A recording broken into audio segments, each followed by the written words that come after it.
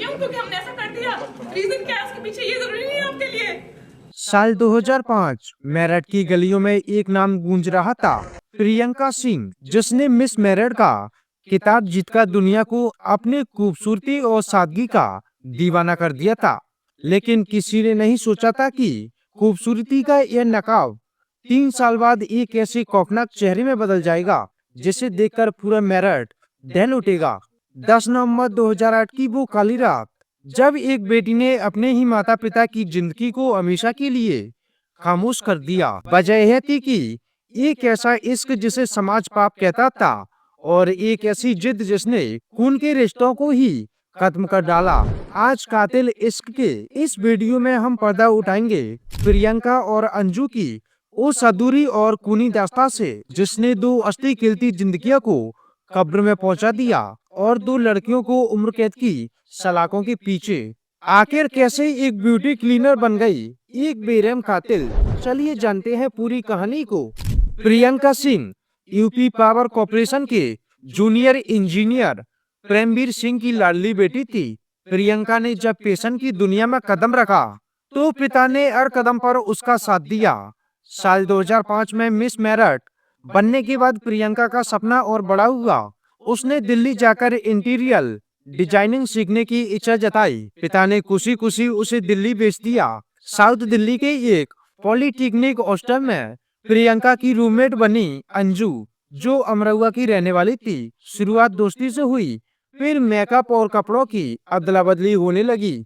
लेकिन धीरे धीरे यह दोस्ती एक गहरे कीचड़ में बदल गई। लड़कों द्वारा चिढ़े जाने और समाज के तानों ने इन दोनों लड़कियों को एक दूसरे के इतना करीब ला दिया कि इन्हें सब लिंकिंग कहा जाने लगा। प्रियंका और अंजू ने दुनिया की परवाह किए बिना साथ रहने का फैसला कर लिया।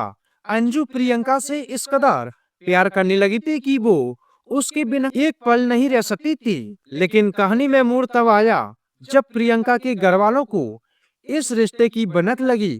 प्रियंका की मां संतोष ने एक बार उन्हें आपत्तिजनक स्थिति में देख लिया। पिता प्रेमवीर ने प्रियंका पर शादी का दबाव बनाना शुरू किया। यहीं से शुरू हुई साजिश की वो पहली परत जिसे सुनकर आप दंग रह जाएंगे। जब प्रियंका के घर वाले उनकी शादी के लिए लड़का ढूंढने लगे तो अंजू ने एक बेहद अजीब और शातिर प्लान बनाया। अंजू ने प्रियंका से कहा कि वह उसके भाई अजिंद्र से कोर्ट मैरिज कर ले।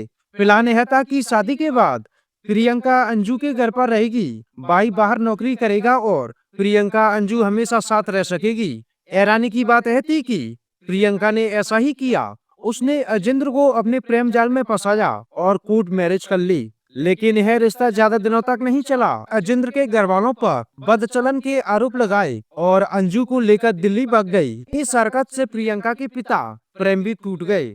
उन्होंने अपनी सारी संपत्ति बेटे के नाम कर दी और प्रियंका से नाता तोड़ दिया।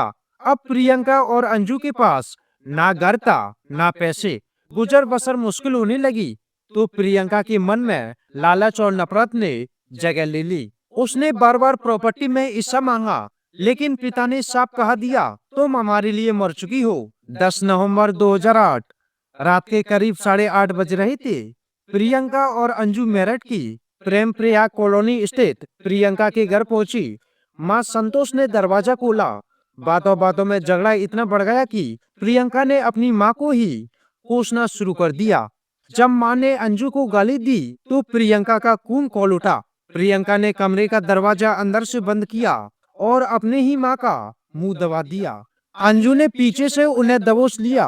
कुछ ही मिनटों में संतोष का दम घुट गया और उनकी मौत हो गई। जब पिता प्रेमवीर ने दरवाजा खुलवाया और पत्नी की लाश देखी तो वो प्रियंका पर टूट पड़े। हाथापाई के दौरान प्रेमवीर का सिर दीवार से टकराया और वो बेहोश हो गए। इसी बीच प्रियंका ने चाकू उठाया और अपने ही पिता के सीने में एक के बाद एक कई बार कर दिए। जिस पिता ने उसे मिस मेरठ बनते देखा, उसी पिता को उसने अपनी ही आंखों के सामने तड़पते हुए मरते देखा। अगले दिन जब प्रियंका की मौसी मंजुलता ने फोन किया और किसी ने नहीं उठाया तो पुलिस को सूचना दी गई। पुलिस जब घर पहुंची तो वहां का नजारा भयंकर था। हॉल में प्रेमवीर की और कमरे में संतोष की लाश पड़ी थी।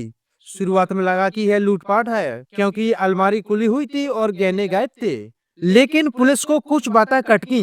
घर का कुत्ता भौंका नहीं था, यानी कातिल कोई अपना ही था। दरवाजों के ताले तोड़े नहीं गए थे, बल्कि चाबी से खोले गए थे। एसएसपी रघुवीर लाल ने तुरंत प्रियंका की तलाश शुरू की। उसका मोबाइल फोन बंद था, लेकिन उसकी लोकेशन हिस्ट्री ने सारा सच उगल दिया। कत्ल की रात वो उसी इलाके में मौजूद थी। पुलिस वाले सब्जी वाले बनकर टोपी नगर की गलियों में घूमने लगे। आखिरकार 17 नवंबर 2008 को प्रियंका और अंजू पकड़ी गई। मीडिया के कैमरों के सामने जब मिस मेरन ने अपना जुर्म कबूला तो पूरी दुनिया दंग रह गई। उसे अपने माता पिता को मारने का रत्ती भर भी पछतावा नहीं था। 7 साल तक अदालत में मुकदमा चला। 28 मई 2015 को जिला अदालत ने प्रियंका और अंजू को डबल मर्डर के जुर्म में उम्र कैद की सजा सुनाई। आज वो दोनों मेरठ जेल की 4 दीवारों में अपने गुनाहों की सजा काट रही हैं। दोस्तों, यह कहानी सिर्फ एक अपराध की नहीं है, बल्कि एक ऐसे जुनून की है जिसने सही और गलत की पहचान मिटा दी। प्यार करना गलत नहीं है, लेकिन उस प्यार के लिए अपने ही माता पिता का खून बहा देना किस हद तक सही है? क्या प्रियंका को अपनी पहचान के लिए कोई और रास्ता अपनाना चाहिए था? कानून ने उन्हें उम्र कैद दी, लेकिन समाज की नजरों में वो कातिल हमेशा के लिए अमर हो गईं। इस खौफनाक दास्तां पर आपकी क्या राय है? क्या पैसे और जिद के आगे रिश्तों का कोई मोल नहीं रहा? कमेंट में जरूर बताएं। सच्ची कहानियों के लिए हमारे चैनल को सब्सक्राइब करें।